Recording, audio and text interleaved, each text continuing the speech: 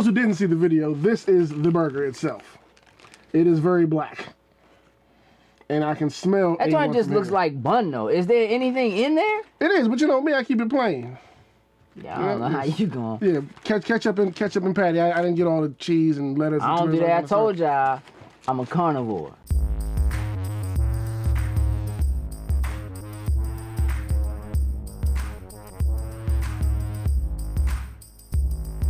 Loading snacks. What it do, snackers and snackettes? It's your boy Gage here with Sin. And this is the Loading Snacks Show. Yes, it is. And as always, we will kick the show off with hashtag ICYMI. Just in case you missed it. Just in case you missed it. Last week's news. Last week's for those new tuning in. News. Just in case you missed it. Right.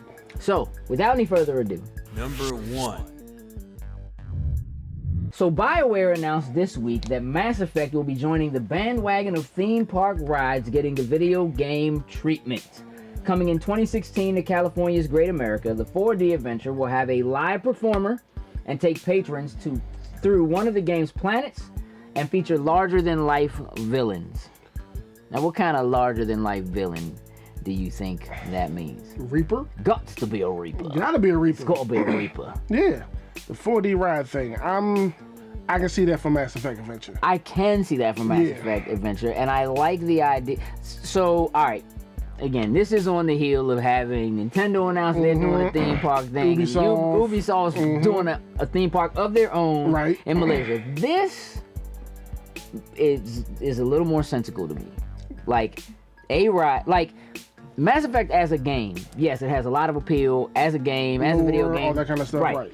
But if somebody never heard of Mass Effect as a game, but shows up to California's Great Adventure, they go to an amusement park and they see this ride. It's a 4D ride. You get in and you go through space and there's some shooting and some other stuff or whatever. Like, that's cool. Like, it's not like, you know what I mean? It's not something like everybody can get on. That's what I mean. Like, it's not one of those things where it's like, oh, it's Mario, and then you go, you know what I'm saying, or whatever. It's not like Assassin's Creed has to pull you into a Ubisoft theme park. You know what I'm saying? Like, you have to know games and want to I think to really end up enjoying it. But this is, you're going to the theme park anyway. Right. Like, you're going to get on a themed roller coaster that is a Batman, or you know what I mean? Like, they do that already. Right.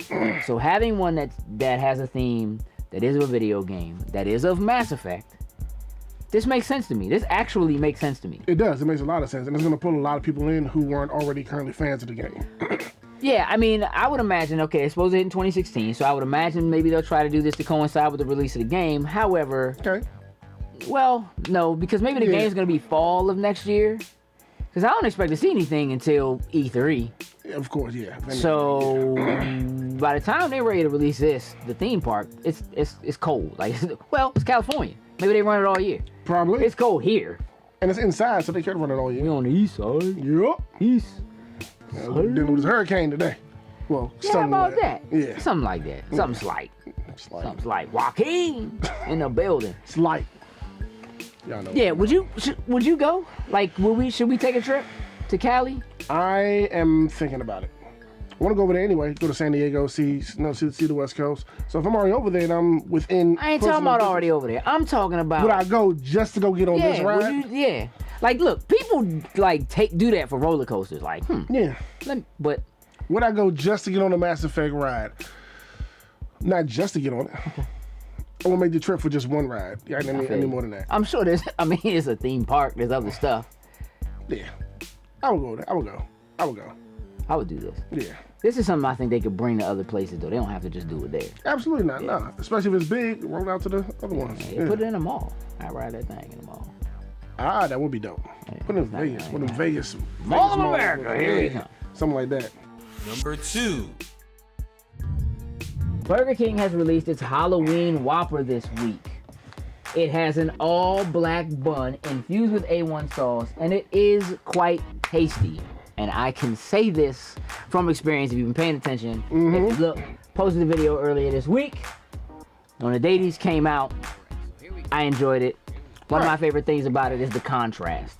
That black bun now, with the sesame seeds. I'm at work I see the video post. I'm like, What is this? Understand? He keeps me in the loop because he's plugged into commercials and TV and all that kind of stuff. I'm unplugged. So when I see, like, hold up, he's tasting a black bunned Burger King. Yep. Clicked on the video. I wouldn't pick one up before we started shooting today. Since he said it's certified, Lotus Snacks approved, I have to. He don't believe me. This is a trust issue, ladies and gentlemen. I have to find out for myself. This is a trust issue. So, for those who didn't see the video, this is the burger itself. It is very black. And I can smell. That joint just looks like bun, though. Is there anything in there? It is, but you know me, I keep it plain. Yeah, I don't know how you going. Yeah, ketchup and patty. I didn't get all the cheese and lettuce. I don't do that. I told y'all, I'm a carnivore. I keep it regular. We don't do that rabbit food. And certification. Hold me down, dog. Hold me down. Certification. Because if it wasn't, you would spit it out already. No, it is. I see the hint of A1 from the burger. Yeah. Mm-hmm. Yeah, it's real. It is. It's but real. It does taste just like a Whopper. It's black all the way through. Yeah. There's a Whopper with A1 bun. Yeah, a hint of A1, but it is. Doesn't have to be a Halloween burger. They could just keep this They could. all the time. They could. Some people scared of this though. I mean, I guess it's strange to you, but it's fine. Yeah, but it's nothing just. I mean, I don't know. I don't know how they make it black. Black dye. Somebody write in and tell us how they make that black. Somebody told me it's actually really dark green. I don't see it, but okay. No, this is blackish. But that contrast, look at that contrast. Look at that black on the white with the sesame seeds. It does look good. It's real. It does look good. Man, it's extremely. It's all the way through. It looks burnt. It does. It looks like somebody screwed up on the grill. That's cake right there. Cake. All right. But no, it is good, so please go check one out. He was right. Do it. Good one. Do it. Good call. Good call. Score. Any knucklehead can score. We'll finish this later while we on that beta. Yeah, Rainbow let's Six. do that. Let's do that. Number 3.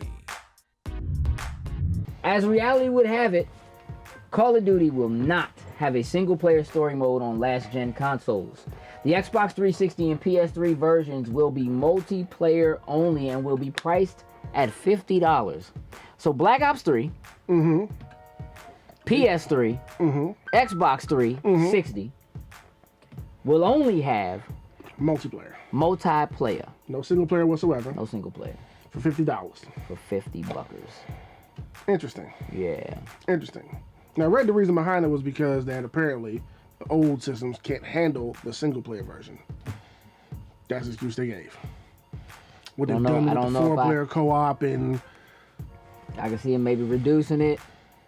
We're going to talk a little bit about this later. Like, we're going to get into this, but this is, to me, is a sign that maybe they're testing the waters to see about just doing multiplayer anyway. I don't think you can actually call this Black Ops 3 if it doesn't have a story. If it does not continue the story. I agree. It's part 3 of the story. So, but it's not. I mean, but you're not giving. It is. But you're not giving the third them, game. Yeah, but you're not giving those people the continuation of the Black Ops. Is this punishment? Chapter. Is this punishment for not buying a new gen system? Kinda. Because $50, like, does that mean that the campaign's only worth $10 anyway? It can be looked at that way. I bet it's being looked at that way by a lot of people. Oh yeah. Because I personally don't care about the multiplayer. I only really care about the single player.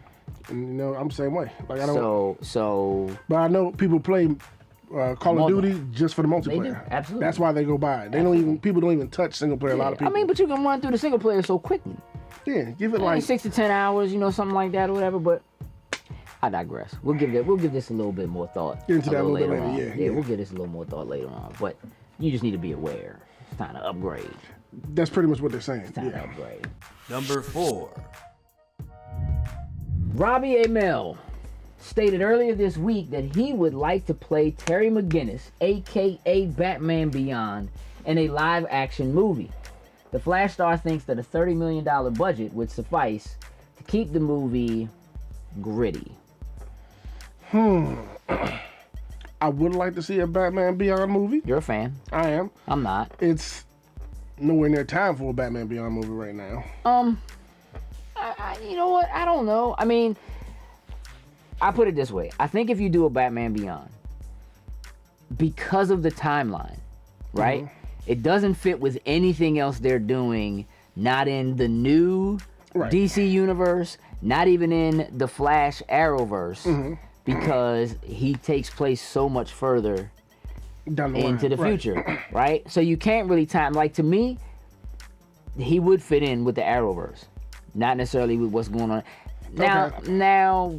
But from the idea that Batman seems like he's supposed to be older in the movies that are coming, I can see it. If they were going to do it in a, the movie to fit into the universe, it would come after Ben Affleck's after his movies. You could write it anyway. I mean, you could write it so that it's a flash forward. I mean, you could do it just like they did the cartoon, it's a flash forward, and you're just seeing what happens, early on. But,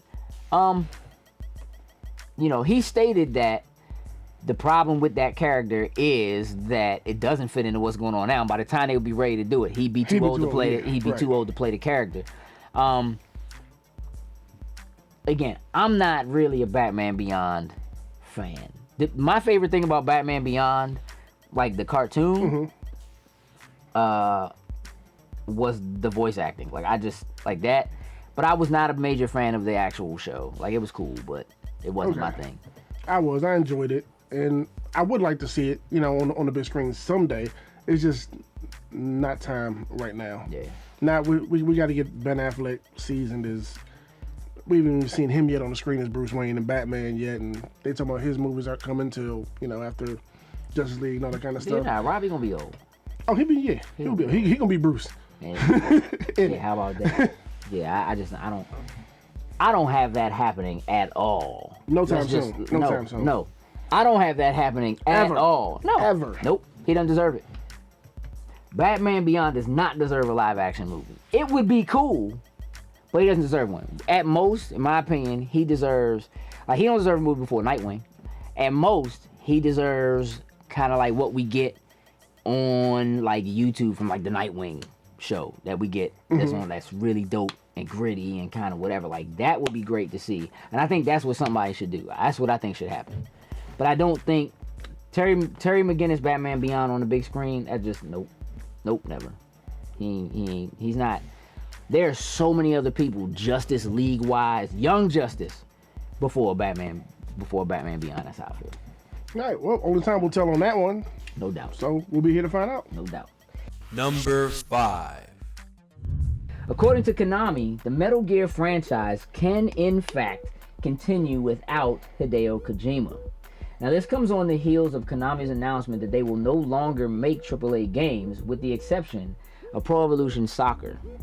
That's interesting. So now, having released Metal Gear Solid 5, The Phantom Pain, which is Phantanimous, by the way, they have said, we're done. No more AAA games. We're going to keep making Pro Evolution Soccer, which some people are saying is better than FIFA this year. Okay. And it definitely has a strong, rabid fan base, as it is. But look, Konami makes like pachinko machines, and they make like, they own like laundry mats or something, and they do a lot of other stuff besides gaming that are a big deal for them in other places. So this is kind of, it's kind of strange to hear them even bring it up. Right. That we're not making any more AAA titles, but Metal Gear can go on without Kojima. Right. So now the question is, does that mean we get like free to play, like a endless runner Snake? Right. That's something like a mobile game or something like that. Like, right. I don't know, man. I don't like that. I don't know. Nah, that's a very confusing. It's sad to think that Metal Gear is done. I don't think Metal Gear is going to be done. I think that would hurt more than it would help.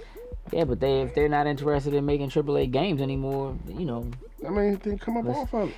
Because Metal Gear has traditionally cost them so much money to make, the return on investment probably doesn't justify it. So as much as it sells, as well as they're touted and all that kind of stuff, they probably still don't make good money on it. You know what I'm saying? So it probably really isn't worth it for them to keep doing Metal Gear games unless they can find a way to do them and keep the cost down. So we're going to look at bubble shooters and, like you said, endless runners and Go versions of it. More joints like the Metal Gear Rising Revengeance joint, with riding and the sword slap, maybe something like that. But listen, y'all let us know what y'all think. Please. Let us know if we missed any news that you felt like should have been in the most important 5 things that you missed last week. Yeah. And you can always go back to our Facebook page. Plenty of stuff on there posted that we weren't able to get to in a short amount of time. No but it's there doubt. for you to check out. No doubt. So with that, we're going to take a short break, and we'll be right back. Yeah. Hello, this is Cerise Rennie Murphy, and you're watching Loading Snacks on RIP TV.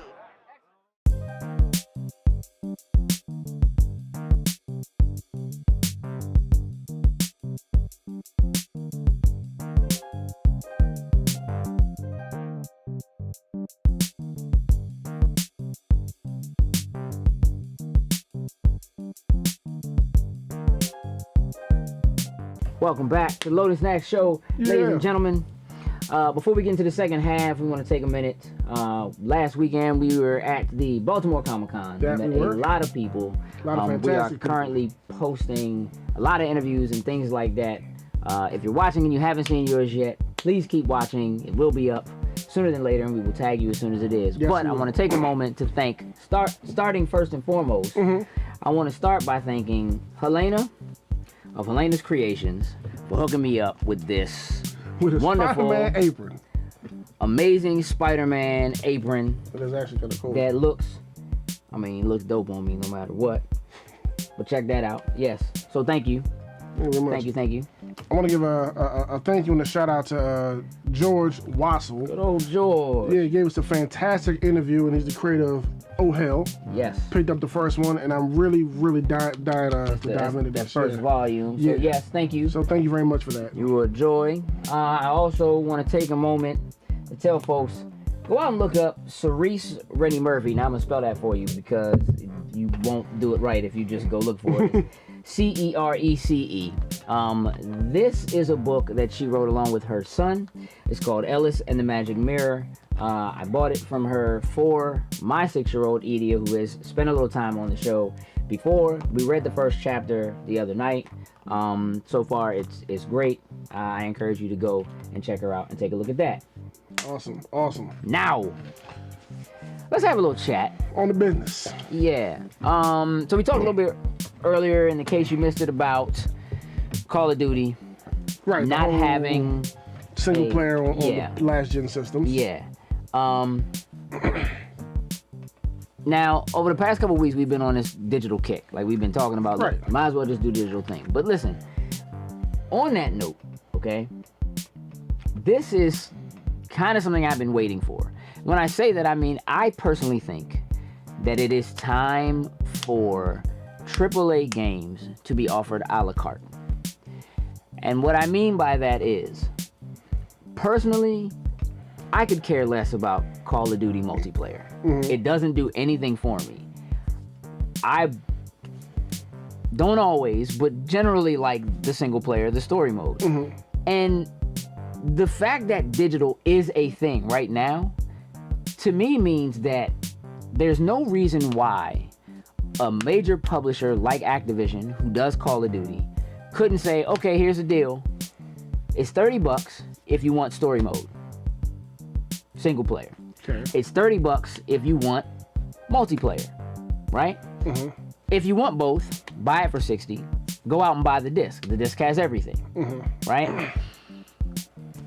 But I'd be perfectly fine paying $30 and jumping into story mode with 4 buddies and playing through the story mode and being done with it. Like I'm cool with that. Even if we can still earn additional perks and weapons and things like that, and that gives us a reason to go back and play the story mode again, Right. because we have new weapons or we have new abilities, or you know what I'm saying, we've kind of leveled or whatever.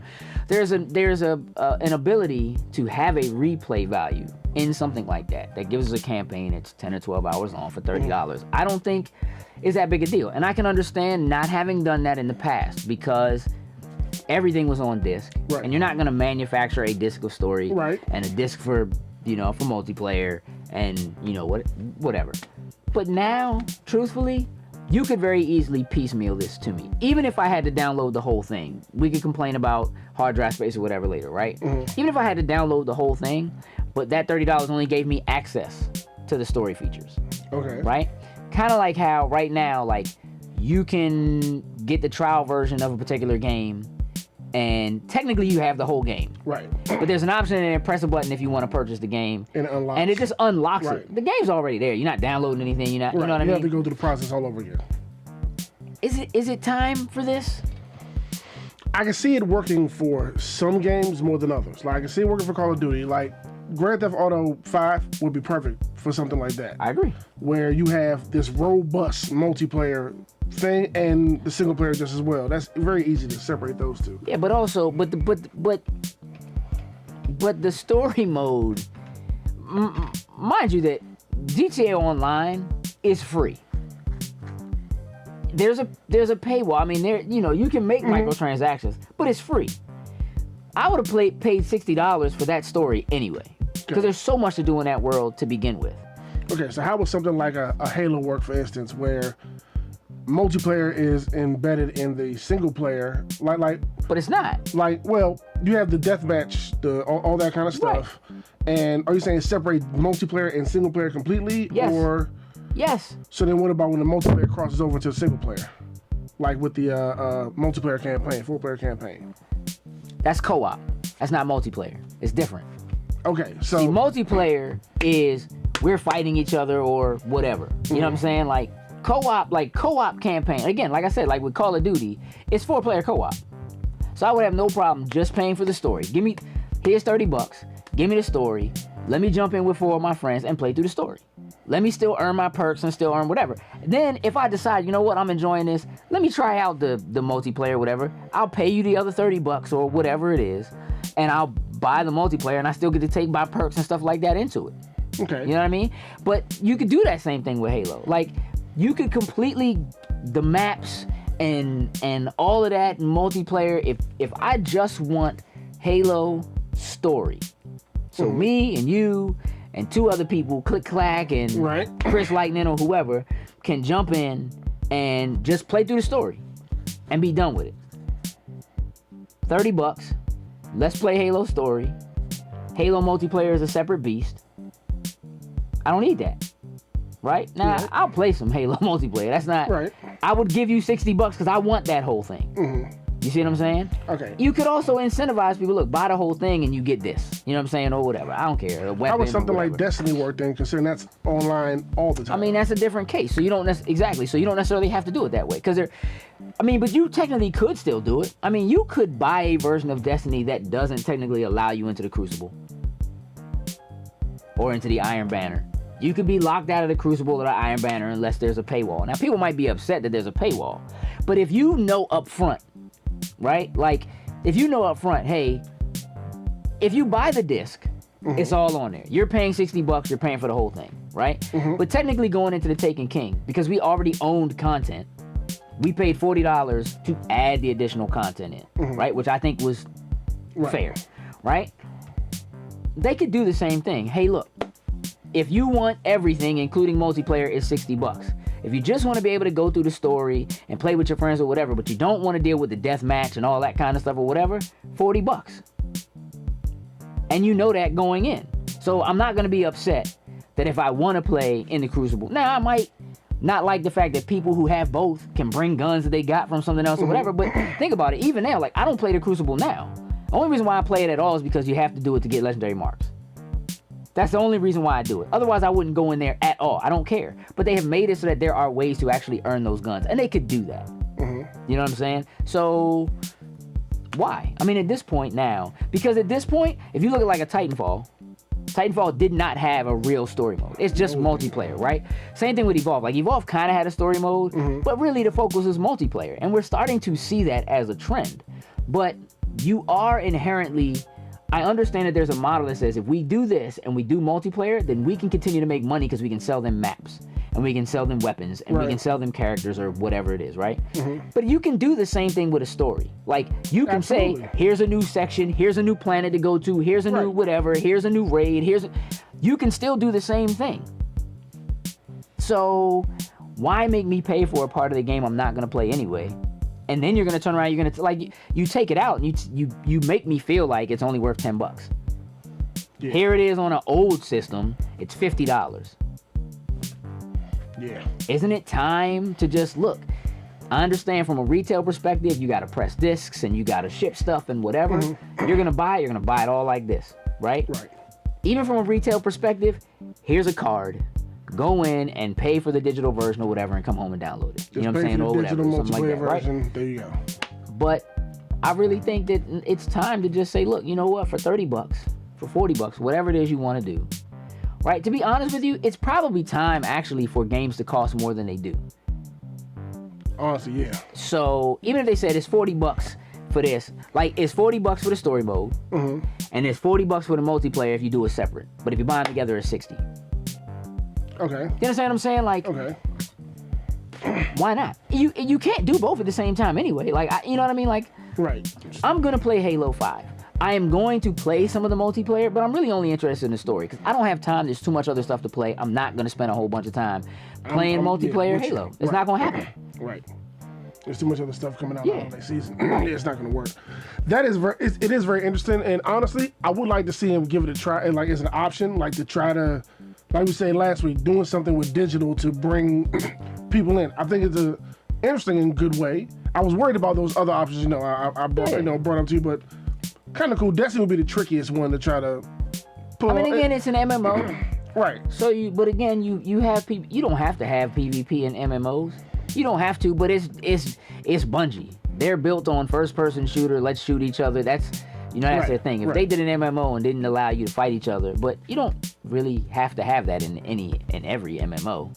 No, I think it is interesting, and I would definitely give it a try if they actually try something like that. I mean, yeah, technically speaking, shouldn't a game like Witcher that gives you 120 hours of game, shouldn't it be more expensive than $60? That thing should take your whole paycheck. That's what I'm saying. Technically, based on with as much content that they give you. So, having said that, to me, that's a good idea. Like, $40 for this, even if you just do it like 35, right? 35 for the story mode or whatever, 35 for this. And yes, people are going to complain, well, you don't get as much story mode and you can keep playing multiplayer over and over and over and over again. That's your decision, But I said, we don't do deathmatch. We're straight co-op people.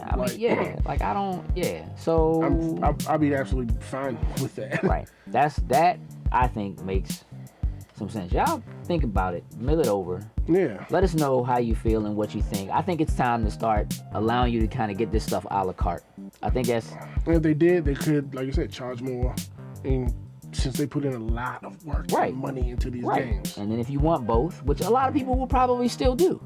I'm going to pay $60 for it or whatever. I'll just get the whole thing. Of course, they would have deals like, hey, get the whole thing. You get this weapon skin pack or something like that. Exactly. So there are ways to do that. Again, another way to try to bring digital age to the forefront in gaming. Interesting concept. Yep. Drop us a line in the comments. Let us know what you think. Drop any questions or concerns you have. Any ideas that you have for the show. Please do that too. Please. While you're down there, do me a favor and hit the subscribe button. Please. Hit the like button. Share with your friends. Make sure you check us out on the YouTube as well as on RIP TV. Yeah. Follow us on Instagram and on Twitter at Loading Snacks. That's right. And with that, we out. We're out. Loading Snacks.